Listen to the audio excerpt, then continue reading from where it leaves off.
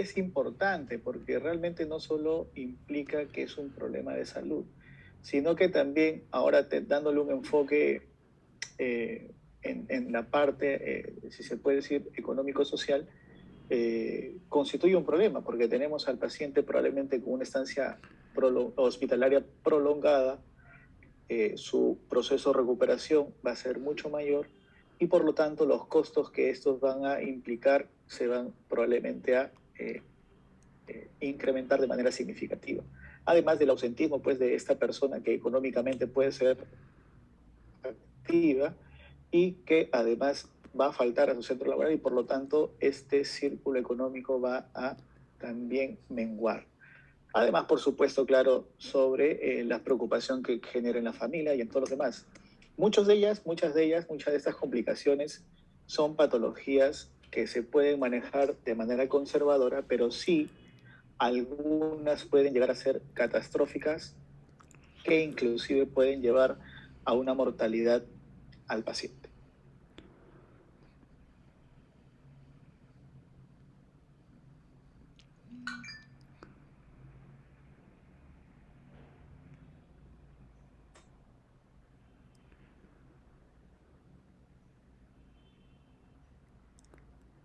Entonces, los objetivos de esta clase es que vamos a conocer las complicaciones postoperatorias más frecuentes y su manejo, identificar los signos y síntomas principales de las complicaciones y vamos a, de acuerdo a lo que vayamos viendo, a concluir y darnos cuenta de la importancia que se tiene para la prevención de las mismas. ¿Y por qué es importante? ¿Por qué es importante que nosotros discutamos y nos tomemos el tiempo de frecuentemente estar manifestando que necesariamente tenemos que conocer estas patologías? Porque primero son frecuentes y según la bibliografía muchas de estas complicaciones o alteraciones en la evolución del paciente son secundarias a errores médicos, especialmente en la aplicación de la técnica quirúrgica de una manera inadecuada, ¿no? Y por lo tanto nuestro resultado no va a ser el que esperamos, ¿no? Hay una proporción importante que pueden evitarse, ya lo hemos mencionado, que muchas veces depende también de la experticia y de la técnica o la capacidad técnica, en este caso del cirujano, y algo que ya el enfoque adicional que le estamos dando es los incrementos en los gastos que implica al sistema de salud. ¿Son considerados indicadores de calidad de la atención médica? Claro que sí. Los porcentajes de complicaciones normalmente son monitorizadas por las oficinas de epidemiología de manera frecuente para poder planificar de esta manera algún tipo de estrategia que conlleve a la disminución de las mismas, ¿no? Y otra adicional, que los cirujanos podemos actuar directamente para disminuir su incidencia y severidad.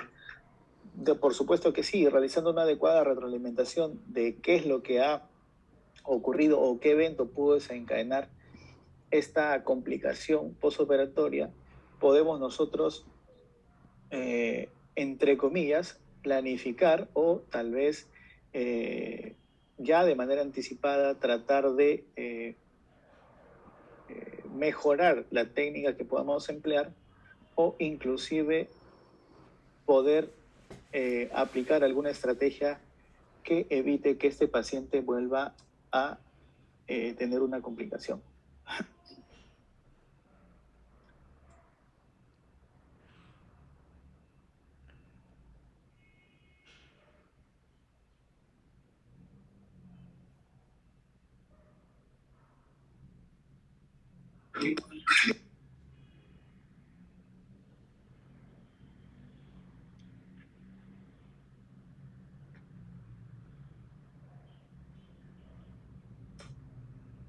Entonces, bien, este pequeño esquema lo obtuve del libro del doctor Juan Pecol. Es un cirujano muy reconocido en Argentina, es un cirujano del Hospital Italiano, uno de los mejores hospitales que hay en Sudamérica, y por lo tanto él plantea que el manejo de las complicaciones postoperatorias debe no solo darse en el momento de su aparición, sino desde que tenemos la oportunidad de nosotros hacer prevención de las mismas. Entonces, no solamente nuestro quehacer es atacar ya el problema, sino prevenirlo. Y por supuesto, una vez que nosotros podamos identificar el problema, haciendo un adecuado diagnóstico, por supuesto, plantear una estrategia también de tratamiento ideal para cada paciente. Recordemos que la individualización del tratamiento debe ser lo ideal. Todos los pacientes no tienen las mismas respuestas a los fármacos, no tienen la misma respuesta a algunos de los tratamientos conservadores, y por lo tanto ahí está nuestro quehacer, que tratemos siempre de individualizar nuestro tratamiento específico para cada uno de ellos, ¿no? Entonces, en nuestro diagnóstico, ver la definición de esta complicación, el grado de severidad y cuáles van a ser los métodos de diagnóstico que nos van a poder permitir confirmar nuestra sospecha e inclusive poder hacer una gradación de la misma.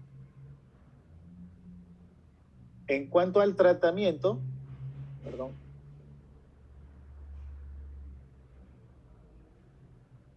en cuanto al tratamiento médico, lo reitero, vamos a evaluar si el paciente es solamente tributario con un tratamiento conservador, ¿no? Un tratamiento médico, farmacológico, si ya de por sí implica ya algún tipo de procedimiento invasivo como es los endoscópicos, los percutáneos, o ya llegar a la cirugía tal vez mínimamente invasiva como la laparoscopía, o tal vez alguno de ellos de manera combinada, ¿no? Y tal vez nuestra última opción, hacer algún tratamiento laparotómico que requiera pues una mayor exposición o un tratamiento un poco más agresivo de lo que necesitemos nosotros abordar. Y la prevención, definitivamente, seleccionar adecuadamente al paciente para poder nosotros hacer algún tipo de procedimiento quirúrgico. No es lo mismo operar a una persona con una hernia inguinal, un paciente delgado, que un paciente obeso. No es lo mismo operar un paciente diabético descompensado de emergencia que un paciente que viene con sus glicemias dentro de los parámetros normales. Y definitivamente la selección del procedimiento va a ser de suma importancia, pero además la selección del cirujano, la persona que tenga la mayor capacidad o capacitación en la realización de una técnica quirúrgica, también va a ser ideal, ¿no? Por ejemplo, en mi caso, hemos operado a un paciente con una hernia recidivada, una hernia inguinal, que ya ha sido operado por 3 oportunidades. Y gracias a Dios, hoy día hemos operado a este paciente y aparentemente hemos llegado a solucionar el problema. Hemos aplicado una técnica de todas maneras de cirugía abierta, pero con un abordaje posterior, ¿no? El anterior, la famosa técnica de Liechtenstein, y hemos abordado de manera rápida y segura. ¿Por qué? Porque tanto el colega que hemos operado al paciente, estamos capacitados en esta técnica y por lo tanto manejamos el mismo idioma y por lo tanto nos es más fácil poder realizar el procedimiento. Y algo también sumamente importante, chicos, la selección de la institución. No es lo mismo operar pues aquí en un hospital Chocope, que es un hospital nivel 2, que tenemos solamente 3 ventiladores mecánicos en una unidad de shock trauma o de UBI o de vigilancia intensiva en la emergencia, que operar en el Hospital Azarte o en el Hospital de Alta Complejidad, en el Hospital Regional de Belén, en donde tienen unidades de cuidados intensivos. Y por lo tanto no vamos a nosotros a poder o no sería ideal nosotros intervenir una persona que tiene un alto riesgo. Han revisado, por ejemplo, en el pre y postoperatorio las clasificaciones que se realizan a través del ASA y del Goldman. Entonces nosotros no vamos a entrar pues a operar pacientes de Goldman 3 o un ASA mucho mayor, en donde sabemos que las tasas de mortalidad son altas y que definitivamente necesitamos terapia intensiva probablemente en el postoperatorio. Entonces, debemos sí tener un enfoque, o mejor dicho, claro, el ambiente en donde vamos a desarrollar los procedimientos quirúrgicos para no tener eventualidades posteriores. Porque fácilmente podemos operar a un paciente, todos podemos operar a un paciente, pero el problema está en el manejo postoperatorio, ¿no? No tenemos la capacidad suficiente como para brindarle al paciente lo que realmente requiere.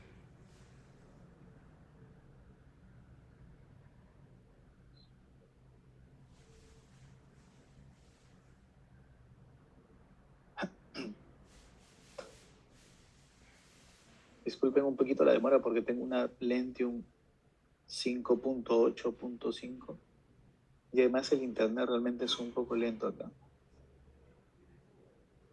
Entonces, vamos a primero con la definición de complicaciones postoperatorias, que es sencillo.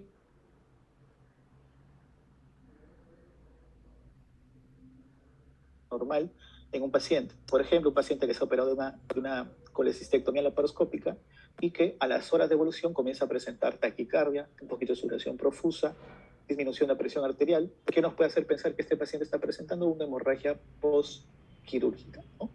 Entonces, ahí eso ya es un desvío de lo que normalmente debe ocurrir en un paciente, que en su postoperatorio no debe presentar sangrado, no debe presentar grados de contaminación ninguna en la cavidad peritoneal y por lo tanto este paciente escapa de lo que normalmente se espera, ¿no? Una adecuada evolución con una restitución de su estado casi basal a las 6 horas y por lo tanto ya podemos catalogar a todo lo que se escapa de esa evolución normal como una complicación, ¿no? El diccionario de Orland da una definición un poco más específica.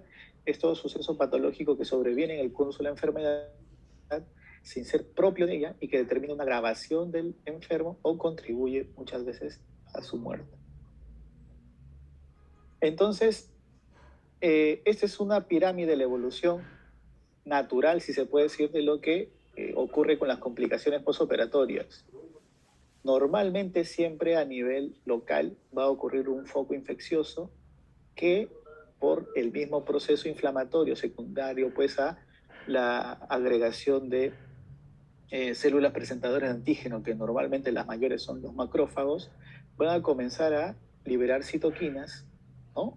O en otro caso algunas células o algunas sustancias proinflamatorias que van a hacer que o van a hacer que a esta zona acudan más células inflamatorias e incrementen la respuesta de producción de interleuquina 1, factor necrosis tumoral, y por lo tanto va a generar un grado de toxicidad e incrementar el nivel inflamatorio en esa zona.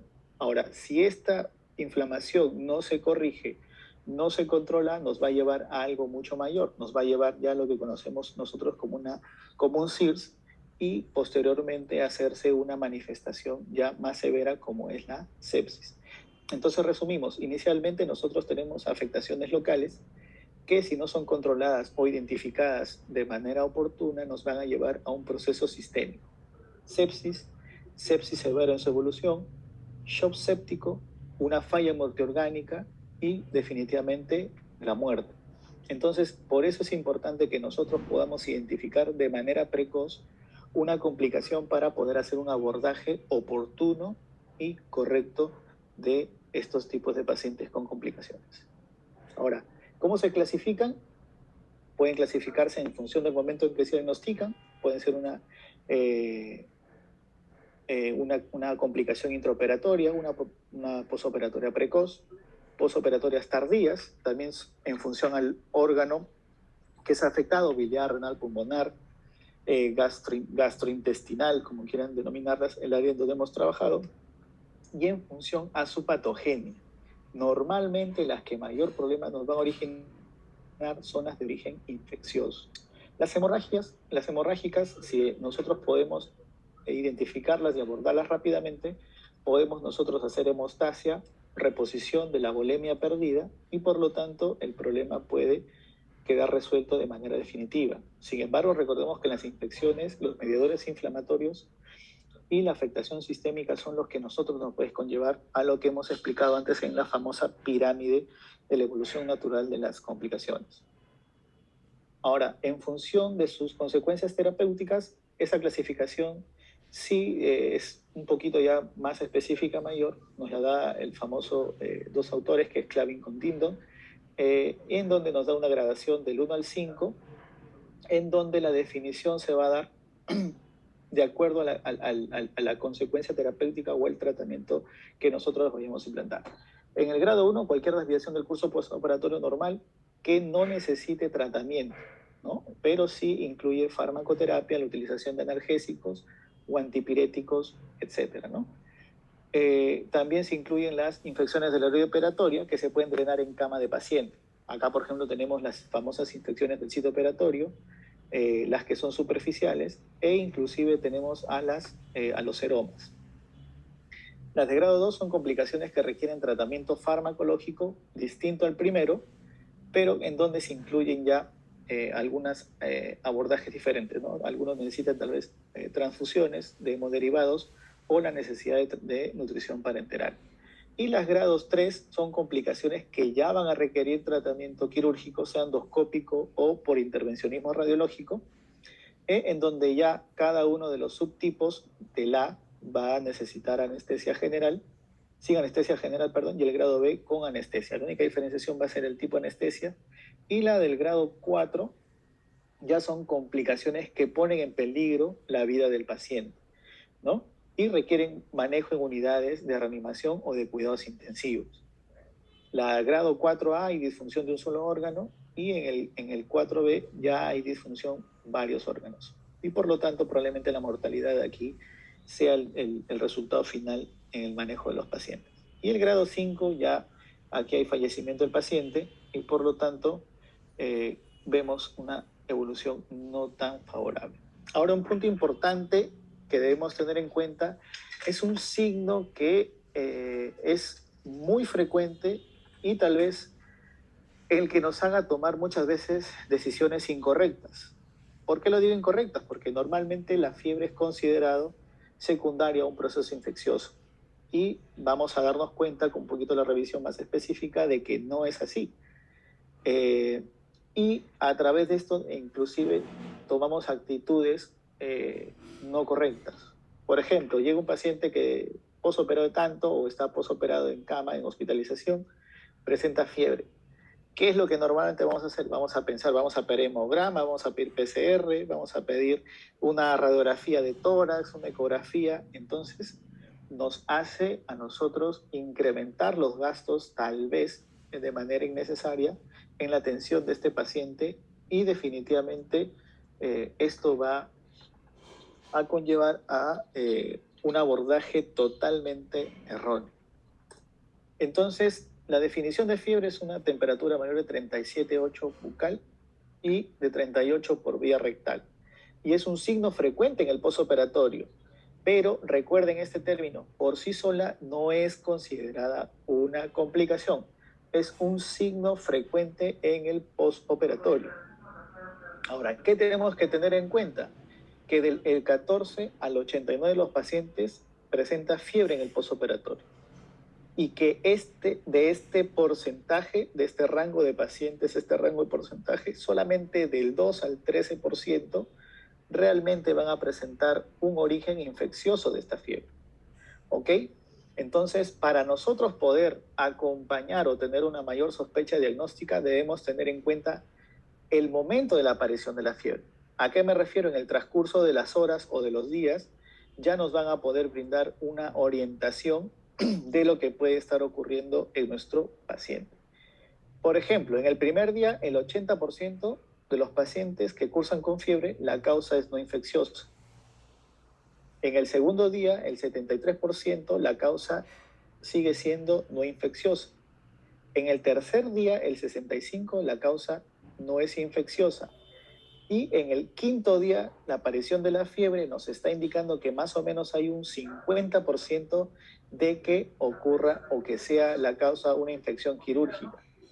O sea, en resumen, mientras la fiebre se presenta en periodos de tiempo mucho más largos o posoperatorio a partir del quinto día, la posibilidad de que esta fiebre sea secundario a una infección es más alta, ¿ok? Y a partir del quinto día, séptimo día, puede incrementarse incluso hasta el 70-80%, incluso 90%, otra bibliografía lo menciona, de posibilidad de que sea un foco infeccioso.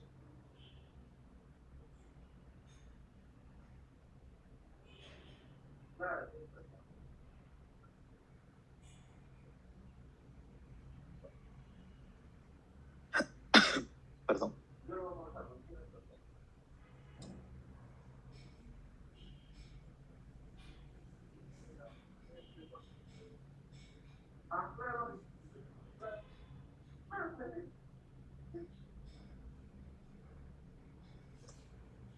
chicos. Entonces, lo que podemos hacer y resumir en esta diapositiva es de que fiebre es diferente a infección, ¿ok? Ahora, causas de fiebre en en el periodo postoperatorio son múltiples y de acuerdo a esto podemos clasificarla en infecciosas y no infecciosas. Lo más frecuente, y como le estaba comentando anteriormente, las que probablemente nos ocasionen mayor trabajo en manejarlos son las infecciosas. Y por lo tanto, los abscesos, los empiemas, infecciones de los tejidos blandos, infecciones relacionadas a los múltiples dispositivos que podemos utilizar, son los que normalmente van a originarnos estancias hospitalarias mucho mayores, ¿no? También tenemos, por ejemplo, las neumonías, las famosísimas también úlceras por decúbito, e inclusive las más graves secundarias pues a dehiscencia de anastomosis, originando fístulas y abscesos intraabdominales en donde ya necesitemos intervención tanto percutánea o por vía laparoscópica o por una laparotomía, idealmente el abordaje. Y las no infecciosas, pues ya tenemos que conocer que la atelectasia es la principal causante de fiebre dentro de las primeras 24 horas de evolución de un paciente posoperado. Tenemos embolia pulmonar, la deshidratación, también las infecciones del sitio operatorio, que especialmente por el famoso seroma, y otras reacciones a fármacos, que es lo que normalmente podemos observar. Este cuadrito sí es importante porque va a resumir prácticamente con relación al tiempo la presentación de estas infecciones. Ya lo estamos mencionando que dentro de las primeras 24 horas va a existir una respuesta normal a la intervención quirúrgica y algunos pacientes sí pueden presentar alguna elevación de la temperatura. Ahora, lo más frecuente es de que nuestros famosos pacientes presenten esta complicación a nivel pulmonar llamada atelectasia. De cajón, 24 horas, paciente con fiebre postoperado, sin yo haber determinado otro foco aparentemente de infección, la atelectasia es nuestra primera sospecha clínica.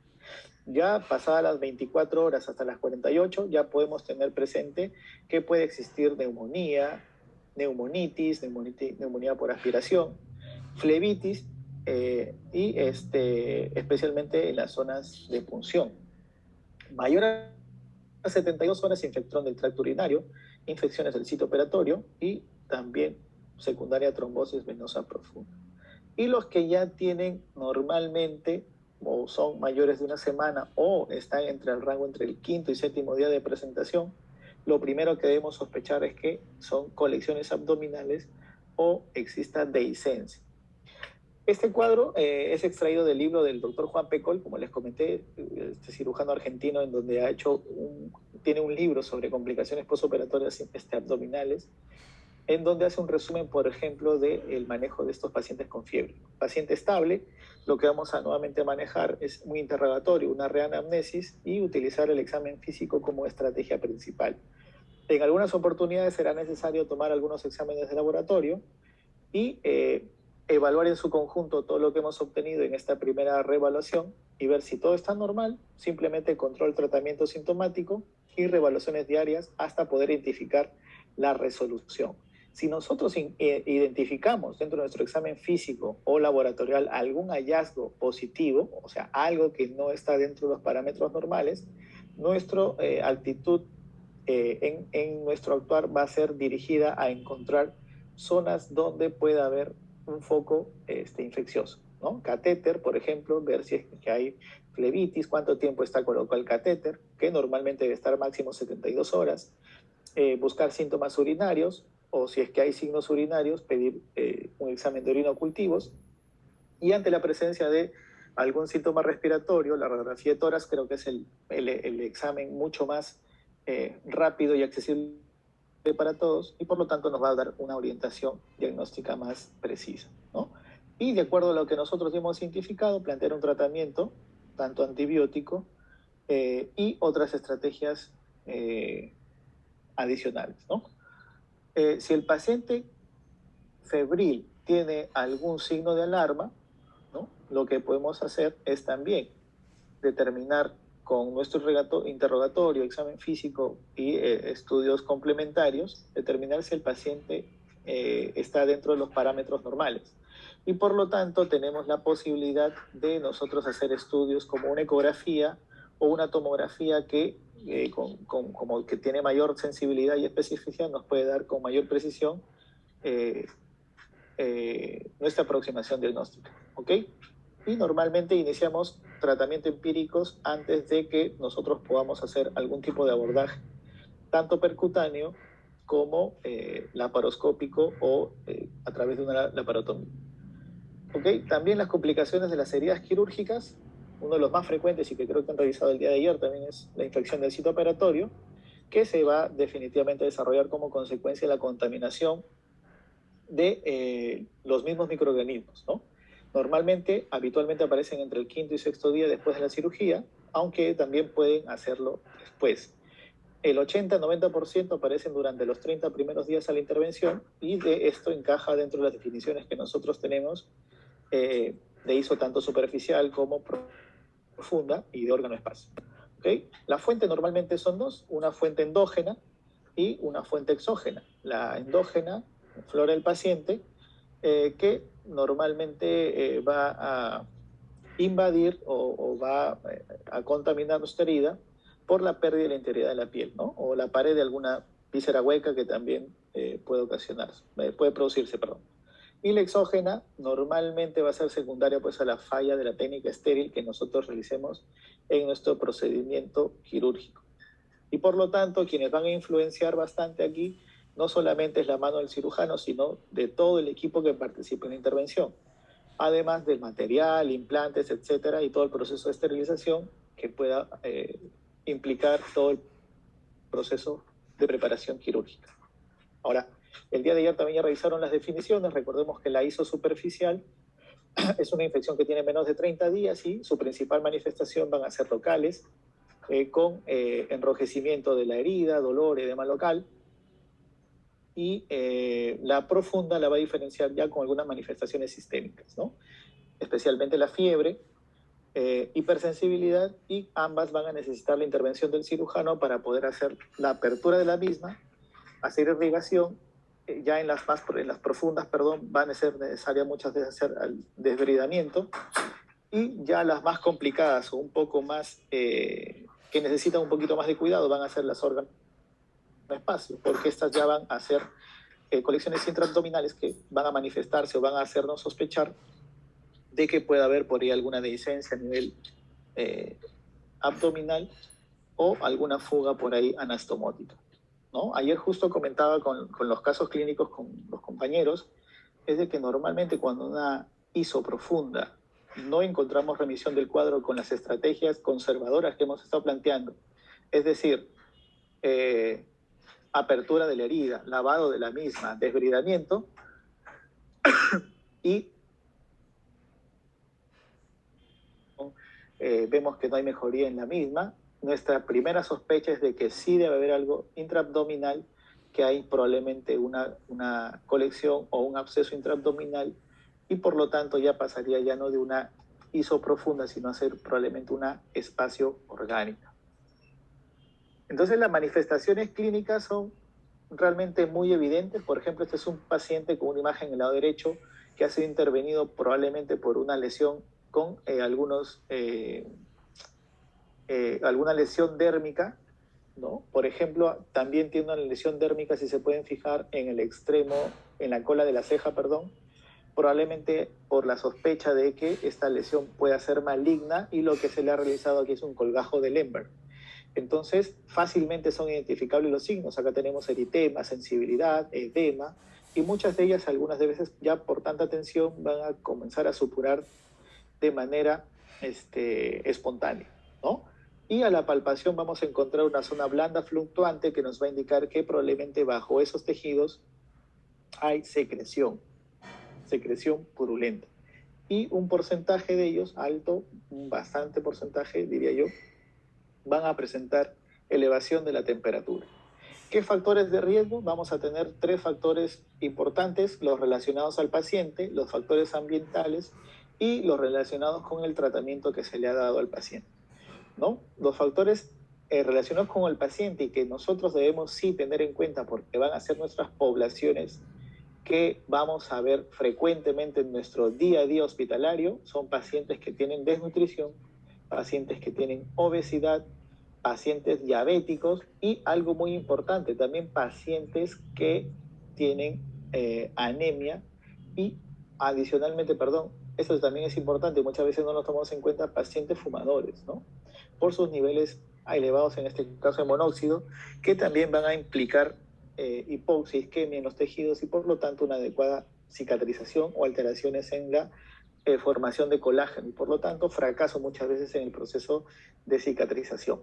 En cuanto a factores ambientales, eh, ya lo estabas mencionando, que no hay una adecuada técnica de antisepsia cutánea, presencias de cuerpos extraños, etcétera, o medicamentos contaminados, ¿no?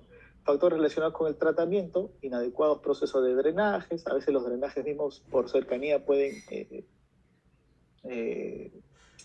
contaminar nuestra vía operatoria, una cobertura antibiótica inadecuada y una operación prolongada, en donde ya normalmente ya el antibiótico profilaxis se nos va a escapar y a veces, muchas veces es necesaria dar dosis adicionales a las ya programadas previos a la cirugía. Entonces, una infección de herida operatoria, lo que se va a hacer normalmente es una exploración aperturando las suturas y drenaje en las colecciones que podamos encontrar. Si nuestra infección es superficial, probablemente encontremos con los lavados con suero fisiológico resolución.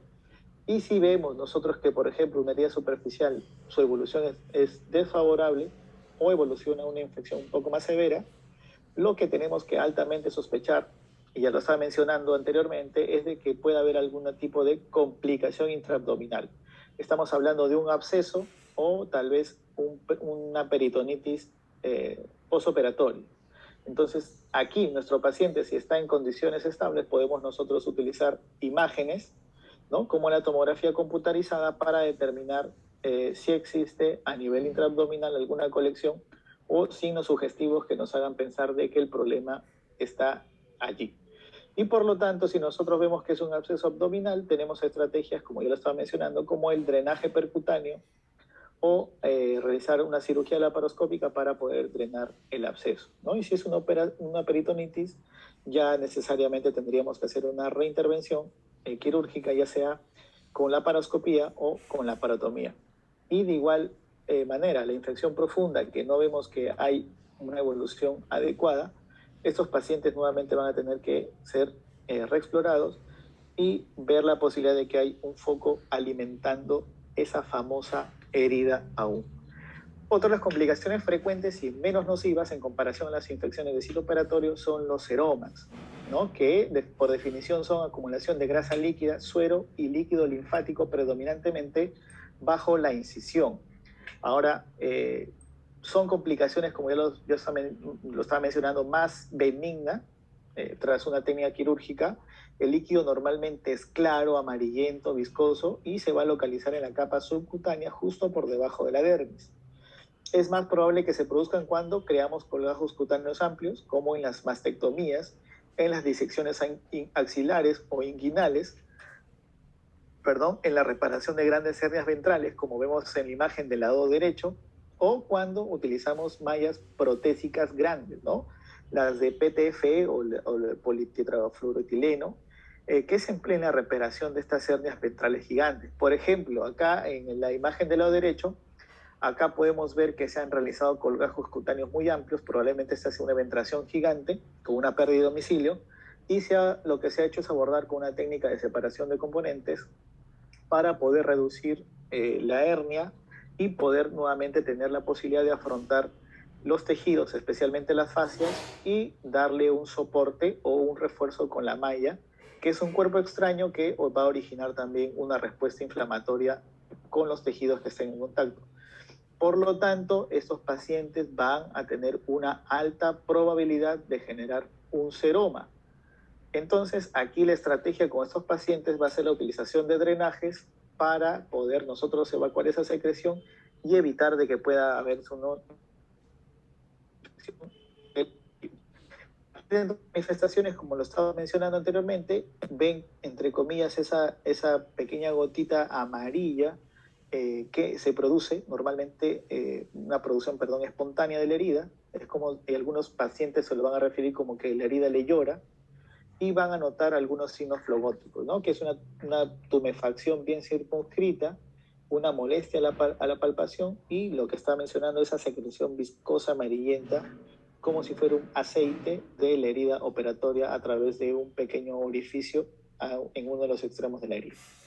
¿Cuál es el tratamiento? Al igual que las infecciones de sitio operatorio, lo ideal es hacer aperturar la herida operatoria y hacer un lavado y nuevamente comprimir la herida con gasas empapadas y dejar que cicatrice por segunda intención.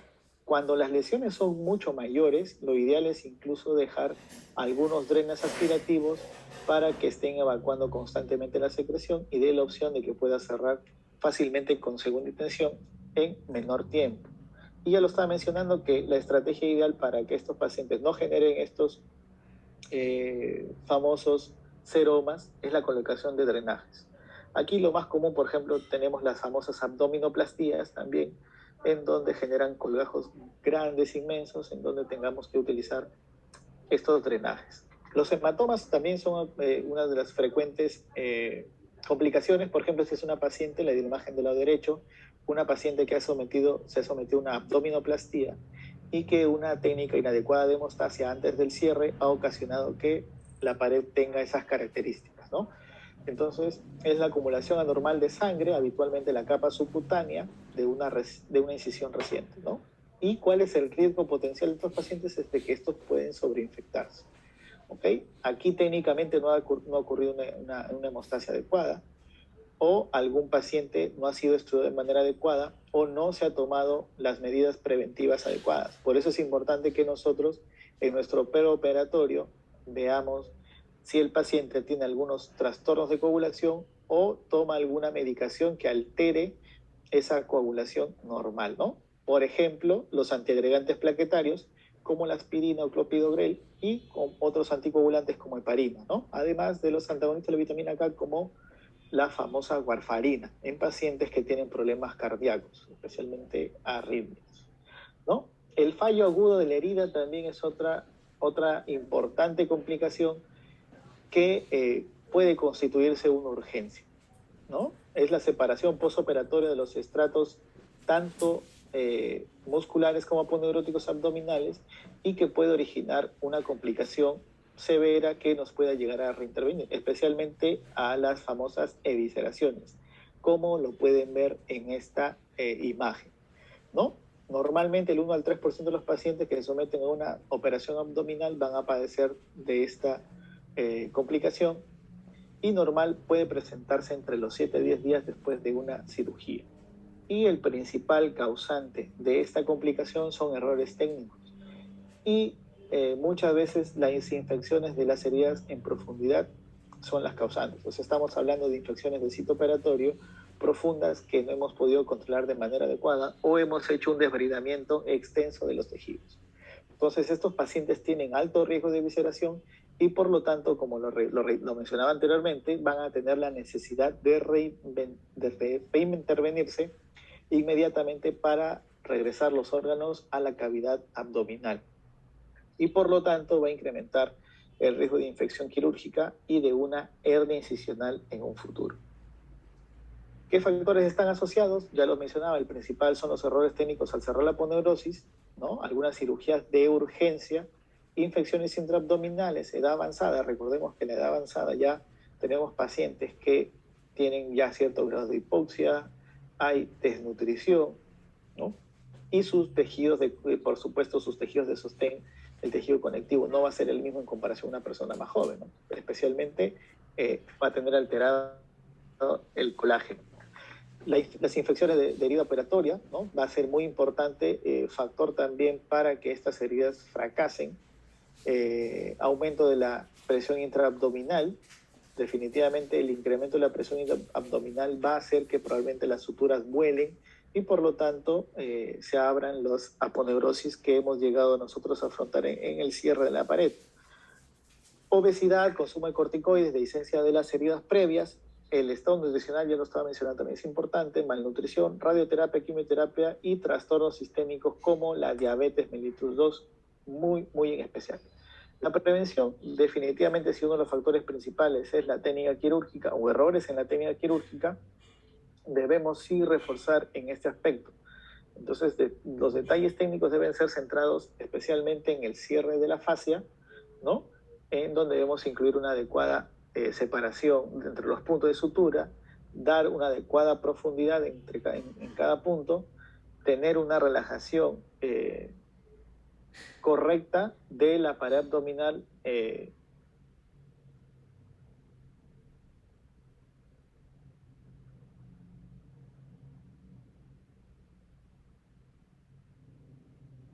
para poder hacer un cierre adecuado excesiva, porque incrementamos la presión intraabdominal y por lo tanto esto puede generar de que esas suturas se puedan romper. Ahora, el tratamiento va a depender normalmente del estado que encontremos nuestra fascia. Si la fascia está indemne y es aún resistente, podemos hacer una limpieza y poder hacer un cierre. Pero si la fascia está infectada, debilitada o en mal estado, tenemos que hacer debridaciones muchas veces extensas del tejido y, de ser necesario, utilizar suturas de retención. O sea, ¿qué quiere decir suturas de retención? Vamos a utilizar suturas que solamente van a tomar la totalidad del espesor de la pared y van a contener, entre comillas, los órganos intraabdominales, ¿no? Y si no es posible cerrar la pared, también se puede utilizar mallas de contacto visceral o mallas absorbibles.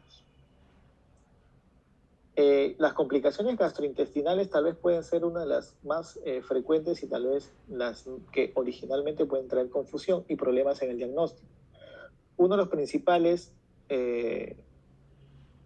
complicaciones y de los más frecuentes es el hilio posoperatorio, que es la inhibición temporal de la motilidad gastrointestinal que se produce después de la intervención quirúrgica y que impide una ingesta oral suficiente. Normalmente este puede durar entre 2 a 6 días en promedio y ya muchas veces consideramos patológico o prolongados cuando exceden los 3 días en cirugía laparoscópica o los 5 en una cirugía laparotómica. Hemos visto bastante disminución del hilio posoperatorio gracias al advenimiento de la cirugía laparoscópica, ya que la movilización o la manipulación de asas intestinales ha disminuido bastante. Sin embargo, pues en las laparotomías hay manipulación de las asas y por lo tanto esa manipulación ya de por sí es un estímulo para que ocurra este famoso hilo. La clasificación lo vamos a tener de acuerdo a la etiología en primaria, si es que aparentemente no hay una causa precipitante, y una secundaria en presencia de alguna complicación, como por ejemplo la dehiscencia de una sutura anastomótica.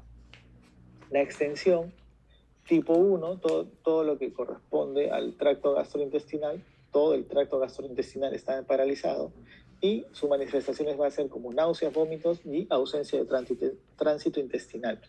La tipo 2, que compromete solamente el tracto gastrointestinal superior, va a presentar náuseas, vómitos, pero sí va a existir actividad colónica. Y la de tipo 3, la gastrointestinal inferior, va a haber ausencia de expulsión de gases y heces, pero sí va a haber una adecuada tolerancia a la dieta. Entonces, la fisiopatogenia de este hilio va a deberse por la congruencia, o si se puede decir la confluencia de 3 procesos, ¿no? Una neurogénica inflamatoria, pero también hay factores externos como los farmacológicos que pueden inducir a que este proceso se incremente de mayor manera.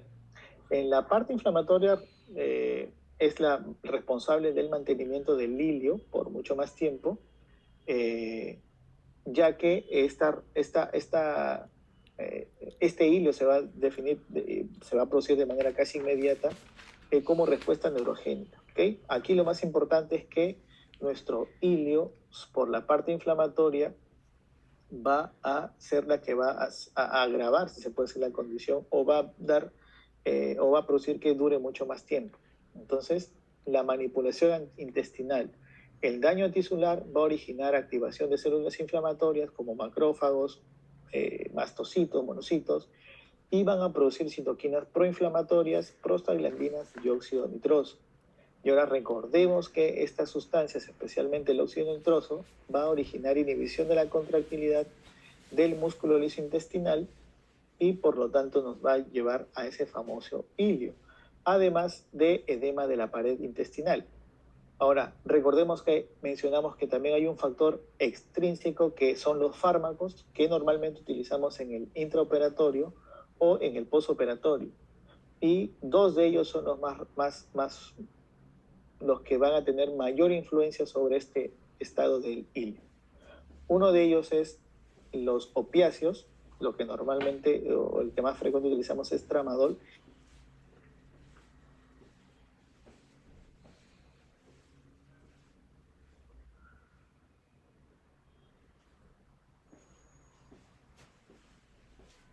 Doctor, no se lo escucha.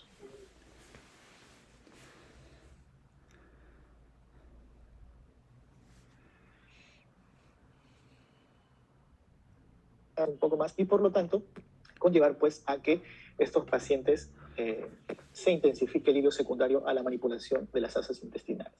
Las causas del hilo paralítico intestinal normalmente también están relacionadas a otras patologías, frecuentemente pancreatitis, infecciones intraabdominales, los abscesos intraabdominales, chicos, sí, ténganlo bastante en cuenta, esta famosa relación de que si un paciente, por ejemplo, posoperado de una apendicitis aguda complicada, le han hecho una laparotomía, han hecho su lavado, entre comillas, no tan prolijo, y este paciente persiste durante más de 5 días con hilio, nosotros sí tenemos la responsabilidad de sospechar de que este paciente puede tener un absceso intraabdominal o un absceso residual que está originando esta persistencia del hilo. También hemorragias o inflamaciones retoperitoneales, anomalías electrolíticas, también intervenciones quirúrgicas muy prolongadas y exposición prolongada del contenido intestinal, fármacos, neumonía y también vísceras inflamadas. Las manifestaciones clínicas, de manera general, distensión abdominal, anorexia, náuseas, algunos de ellos pueden llegar a vómitos y ausencia de tránsito intestinal. Ahora, si nosotros vamos a encontrar que estos pacientes con hilio están frecuentemente en nuestros servicios, lo primero que nosotros debemos hacer es instalar una adecuada fluidoterapia endovenosa. Y las medidas de descompresión van a ayudar bastante a aliviar los síntomas que el paciente está presentando. Estamos hablando de dolor y esas famosas náuseas y vómitos. Por lo tanto, la descompresión con una sonda nasogástrica va a ser de mucha ayuda. Si nosotros vemos un paciente que hemos instalado estas primeras terapias, el paciente no tiene dolor y no hay complicaciones asociadas, debemos controlar al paciente hasta que nosotros veamos la resolución del cuadro. Pero, sin embargo, si el paciente persiste, hay dolor o hay una sospecha de que hay algo adicional, nos corresponde a nosotros sí solicitar exámenes complementarios como una tomografía o la famosa ecografía, como primer examen para poder hacer un screening del paciente y determinar si existe alguna obstrucción mecánica o colecciones abdominales. Y a través de esto nosotros poder hacer los abordajes pertinentes, ya sea por cirugía o por intervencionismo, como son con los drenajes percutáneos.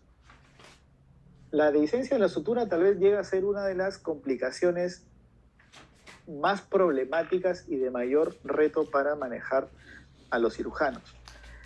Esto llega a ser un defecto de la línea de sutura que conlleva una comunicación entre los compartimentos intraabdominales y extraabdominales. Acá nos estamos haciendo referencia normalmente a las dehiscencias de las anastomosis y que por lo tanto va a conllevar a la formación de abscesos y muchas veces a fístulas. Es por eso que en algunas oportunidades las fístulas abdominales se consideran parte de la evolución de las dehiscencias de las suturas, ¿no? Y como lo estaba mencionando, puede también convertirse en una de las más devastadoras por los compromisos que tendría tanto en la nutrición, el estado electrolítico del paciente y por supuesto de su calidad de vida. Entonces estamos hablando de alta incidencia en la morbilidad cuando se tratan de anastomosis esófago-gástricas, más o menos en un 11, un 20%, y relacionadas a una mortalidad del 25 al 50%. Anastomosis colorectales, más o menos con una incidencia entre 1.8 y 19%, con una mortalidad 40%. Y anastomosis pancreáticas, aproximadamente un 30%, con una mortalidad casi el 40%. Encontramos rangos grandes acá, que es algo muy curioso, porque estos datos vienen de diferentes estudios y con técnicas probablemente un poco diferentes, ¿no? La clasificación va a ser el impacto, de acuerdo al impacto que conlleva sobre el manejo clínico del paciente. En el grado A no altera el manejo, en el grado B requiere intervención terapéutica activa, pero no intervención quirúrgica. Entonces aquí lo que normalmente se puede hacer es un drenaje de las colecciones por vía percutánea. El grado C requiere reintervención porque se asocia a infecciones graves con clínica normalmente de peritonitis, sepsis, shock séptico y falla multiorgánica. Y vemos que normalmente el paciente que lleva falla multiorgánica hay una muy alta probabilidad de que pueda fallecer. Ahora, las manifestaciones clínicas, las generales, el paciente va a presentar ya algunas manifestaciones sistémicas como fiebre, taquicardia, leucocitosis mayor de 10.000 y manifestaciones locales dependiendo el tipo de anastomosis que hemos realizado.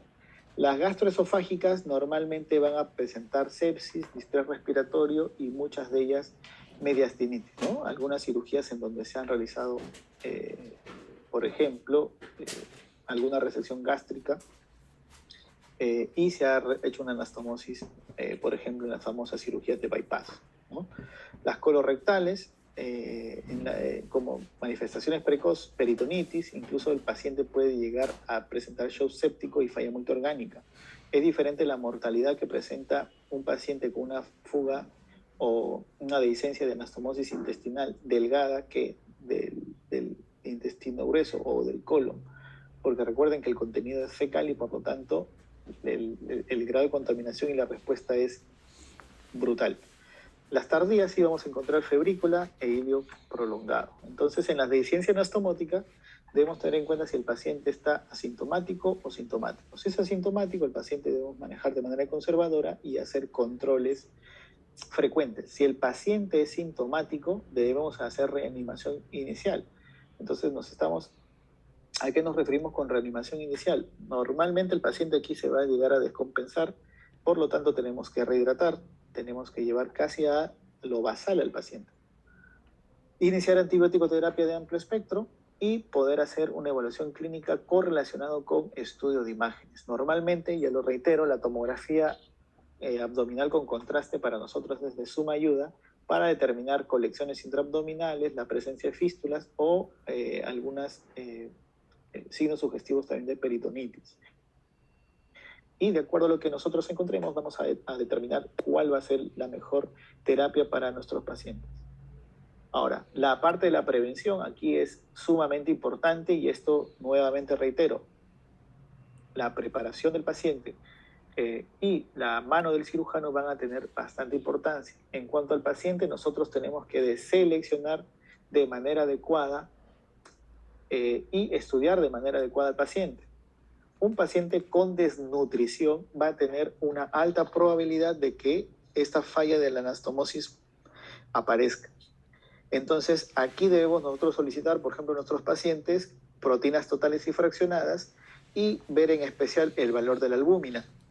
Antes se utilizaban como punto de corte que todo paciente que tiene menor o que tiene valor menor de 2.5 de la albúmina no debería intentarse realizar una anastomosis hasta mejorar su estado nutricional o su estado proteico, porque es muy probable que este paciente presente una falla en la anastomosis. ¿Ok? ¿Qué más? Y por parte del cirujano es de que nosotros debemos tener una técnica meticulosa, ¿no? Y mantener que los cabos que estamos anastomosando tengan una adecuada vascularización, que no exista sangrado y que por supuesto esté libre de tensión. Entonces también considerar la utilización de drenajes de tal forma de que cumplan el rol profiláctico de que si hay una fuga, el drenaje va a sacar el contenido o exteriorizarlo fuera de la cavidad y nos va a avisar de que algo no está funcionando de manera adecuada.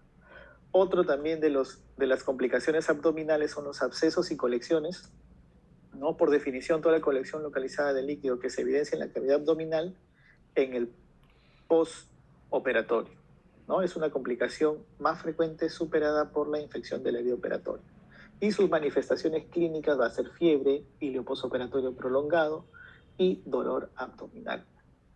En los pacientes que normalmente son asintomáticos, puede haber, ¿qué lo puede haber ocasionado? Persistencia de líquido de irrigación operatoria, por ejemplo, que nosotros hemos estado operando a una paciente con apendicitis aguda y no hemos aspirado la totalidad del líquido que hemos en este caso introducido, que puede ser cloruro de sodio. Presencia de hematomas, edema, restos de tejidos inflamatorios también pueden ocasionar esta colección, ¿no? Sintomáticos: líquido residual de lavado intraoperatorio, contaminación intraoperatoria, un toilet insuficiente durante la cirugía. El toilet se refiere a una técnica de, entre comillas, hacer como una especie de arrastre con una gasa de líquido, limpiar el peritoneo con gasa, perdón, a diferencia del lavado que tú irrigas, ¿no? Aquí es simplemente con una gasita ir sacando, haciendo la limpieza de la secreción. O una inadecuada técnica quirúrgica, que también es muy frecuente, ¿no? Y los cuerpos extraños, que también originan reacciones inflamatorias y por lo tanto muchas veces secreción a nivel de la cavidad abdominal. Entonces, si sospechamos que hay una infección abdominal postoperatoria, si hay control del foco de la primera operación, nos corresponde hacer una revaloración clínica dentro de las primeras 48 horas y evidenciar si hay mejoría o no de nuestro paciente y por lo tanto considerar la resolución del cuadro. O sea, nos estamos refiriendo a que no presente las manifestaciones clínicas, por supuesto. Pero si el paciente comienza a presentar deterioro, o sea, vemos que el paciente aparentemente no hay una adecuada respuesta al tratamiento establecido inicialmente, si la afectación sistémica se incrementa, debemos considerar sí que el paciente pueda reoperarse definitivamente, ¿no? Y los pacientes que no han tenido un adecuado control del foco en la primera operación deben ser sí reoperados dentro de las siguientes 48 horas para poder hacer nuevamente una limpieza y poder controlar el foco infeccioso y ver la posibilidad de cerrar nuevamente la cavidad. Aquí, por ejemplo, dentro de esta estrategia es cuando el paciente, por ejemplo, tiene una peritonitis generalizada y no se ha podido hacer un adecuado lavado prolijo o aún ha quedado mucho tejido desvitalizado o mucha fibrina que retirar, pero que ya el tiempo quirúrgico se iba a prolongar más y por lo tanto se hace un cierre temporal de la cavidad abdominal utilizando, por ejemplo, una bolsa de Bogotá para poder posteriormente ingresar con facilidad en las próximas 48 horas. Ahora, debemos tener en cuenta sí, algunos principios en lo que es el manejo de peritonitis postoperatoria.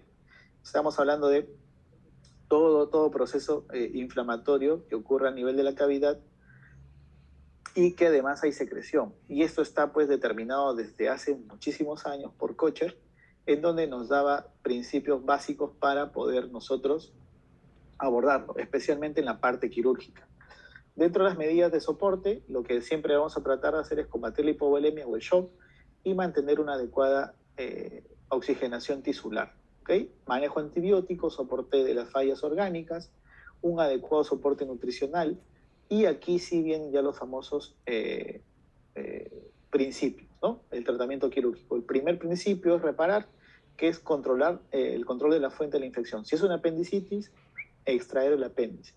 El principio 2, que es la limpieza, ya lo mencioné, el famoso toilet, es una gasita, poder limpiar la cavidad si hay secreción, a través de la gasita retirar esa secreción o algún tejido desvitalizado a nivel peritoneal. El principio 3 es la descompresión. Entonces, tratar el síndrome compartimental abdominal si es que está presente dentro de los hallazgos de nuestra cirugía. Y el principio 4 es prevenir o tratar la infección persistente o recurrente. En cuanto a las complicaciones ya respiratorias, la atelectasia es la más frecuente y se va a presentar normalmente dentro de las primeras 24 horas. Pero debemos tener en cuenta que si nosotros no abordamos de manera adecuada esta atelectasia, sí puede conllevarse a una sobreinfección y originar una neumonía, ¿no? Las causas normalmente son la anestesia, la incisión abdominal que nosotros realizamos. Recordemos que si nosotros hacemos incisiones que comprometan muchos dermatomas o una incisión próxima o mayormente en el abdomen superior, por nosotros, o el paciente, perdón, para tratar de evitar dolor, va a respirar de manera superficial y por lo tanto va a hacer que se acumule una cantidad mayor de secreción a nivel alveolar y por lo tanto origine esta famosa atelectasia. Y el uso de algunos narcóticos también en el postoperatorio van a conllevar a esta famosa atelectasia.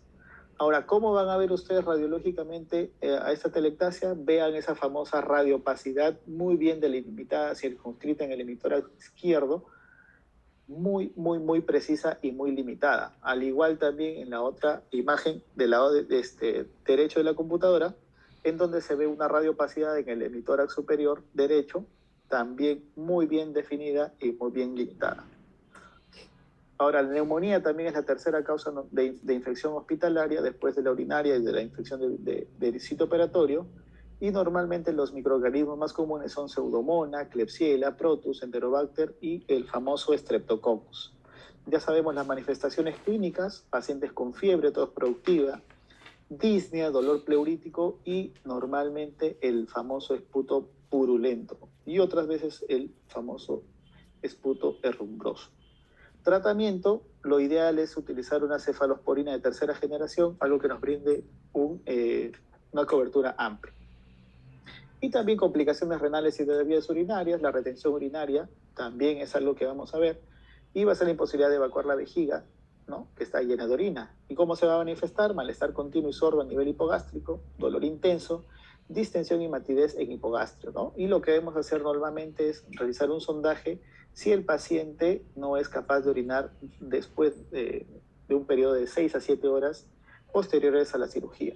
Y aquí normalmente lo vamos a ver en pacientes pues, que tienen ya algún antecedente de problemas prostáticos, ¿no? Que presentan ya clínicamente ellos manifiestan que tienen icturia o tienen necesidad de ir muchas veces al baño, ¿no? Porque sienten que evacúan de manera incompleta la vejiga o ellos mismos van a manifestar dentro de la reevaluación o anamnesis que tienen disminución del chorro urinario, de la fuerza, que tienen que hacer mucho pujo, etcétera, etcétera. Entonces, una anestesia raquídea muchas veces a ellos va a predisponer a que se pueda originar una retención urinaria y la necesidad de canulizar o cateterizar la vejiga.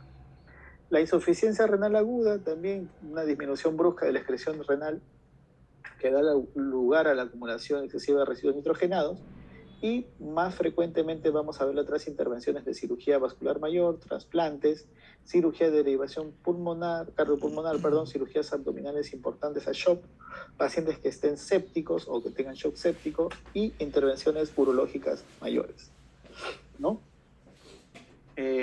Normalmente para las posoperatorias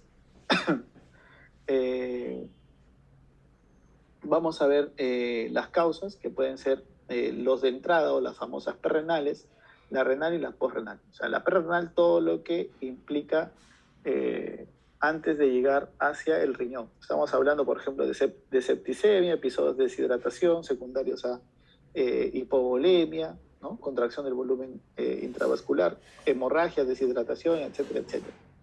Y los del parénquima o renales, todo lo que produzca isquemia a nivel renal. Tenemos, por ejemplo, aquí los fármacos, los aminoglucósidos y muchas oportunidades también medios de contraste han producido algún grado de nefritis, ¿no? Y también los flujos de la salida del flujo, la posrenal. Aquí sí podemos tener, por ejemplo, residuos celulares que originan necrosis tubular, cristales, ¿no? Y pigmentos, ¿no? Y eso sería todo con respecto a las famosísimas complicaciones postoperatorias. Como les reitero, muchas veces tenemos que identificarlas de manera oportuna para poder darle una solución adecuada a cada una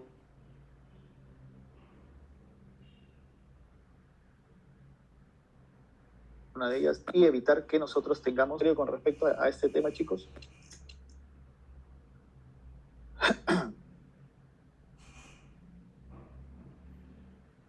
Sí, yo tengo una duda. En el pretest mencionaba que cuál era el germen con que mayor frecuencia se aislaba en el sitio operatorio. Saviston. Y en Saviston mencionaba que era el Staphylococcus aureus. ¿Sí está bien? Staphylococcus, exacto. Ah, ya, está bien, ya, ok, está bien. Staphylococcus, ahí está en Saviston. Está en el margen izquierdo, más o menos en el segundo párrafo de infección de sitio operatorio.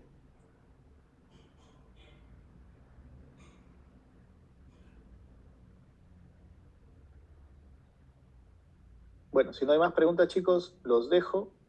Espero que continúen bien con el desarrollo de sus actividades, cada uno con sus grupos.